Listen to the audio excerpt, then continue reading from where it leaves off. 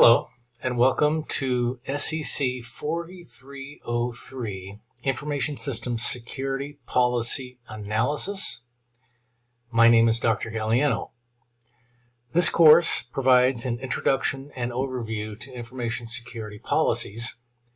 You will be introduced to organizational and sociological challenges and general policy implementation. You'll be provided a focused dialogue on information security specific policies, all within the context of different organizations. The class will discuss the entire life cycle of policy creation all the way to enactment, and it presents you with an issue-specific policies in different security environments. Our text for this course will be Developing Cybersecurity Programs and Policies, 3rd edition, by Mr. Omar Santos, and published by Pearson. Now, upon completion of this course, you should be able to do all of the following items. Now, there are 7 of these course outcomes. Discuss the life cycle of policy enactment, develop security policies, create a dissemination plan for a policy, analyze the security policy for its completeness, show a familiarity with a wide range of substantive issues in information security policy creation, design a research project on an IT security-related problem, and communicate the findings of a research project related to an IT security problem to organizational management. Those are the outcomes for the course. Now, this course aligns to the new life-paced learning plan structure, and by this point in time, you've probably all had the opportunity to have 2 different courses that follow the new LPL structure. Now, I'll recap that though. The activities that you'll encounter in this course are discussion boards in Units 1 and 5, live lectures that are mandatory attendance in Units 2 and 6. You'll perform a case study in Unit 3. You'll write journal entries in Units 4 and 8, and you'll culminate the course more or less in Unit 7, in which you submit your final project. Now let's talk a little bit about each of these. Now, you're likely already familiar with how we do discussion boards and journals at Columbia Southern.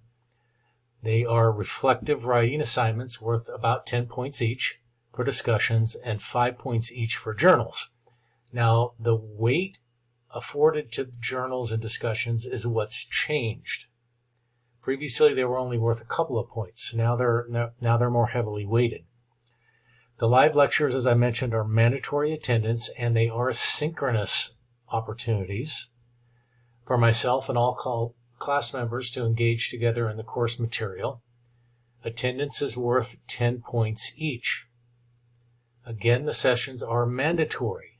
They now count towards your overall course grade, and they do require that you complete an alternate assignment if for any reason you cannot attend the synchronous live session. In Unit 3, for your assignment, you'll analyze a case study on policy writing from the Santos textbook. That assignment is worth 20% of your overall course grade. And then finally, in Unit 7, your final project will be to create or write an IT security policy for a medical facility. That policy must contain mandatory 11 sections. And worthy of a capstone, that assignment is worth 30% of your overall course grade. Now, as I read through these assignments, I actually became excited for you. Why? Well, because you're going to get to work on not just a case study analysis, but you'll get to write an actual information security policy, as well as a discussion of journal topics. All of this work is going to be engaging, but what the course is really designed to do is allow you to demonstrate your knowledge of writing information security policy. My advice is make the most of this opportunity. Your assignments should be reflective of a job-ready portfolio quality. In other words, when you apply for a job, you'll be able to tell the interviewer that, hey, during my time at Columbia Southern University, I worked on a case study analyzing an information security policy, and then I turn that into an actual policy that I wrote for a medical facility. Here they are. And I can guarantee you that that's going to carry a lot of weight. People looking for cyber personnel are always looking for that kind of real-world experience that comes from these job-ready assignments you do in these courses. So it will be a fair amount of writing, but one of the many things we all must do well in cyber is to communicate. So 4303 is formatted like any other course you've had at Columbia Southern, particularly over the last 2 terms. So without further ado, if you have any questions or concerns, please don't hesitate to reach out to me. My contact information, as always, will be in the Ask the Professor forum, and I'll include it in my welcome email on the first day of the course. I do want to highlight a very important point before I let you go. What is very different with the new life-paced learning format is that Columbia Southern University must verify your participation of academically related activities at the end of the first week of the course. Now for this course, that's a discussion board posting. Now this activity must be submitted during the first week.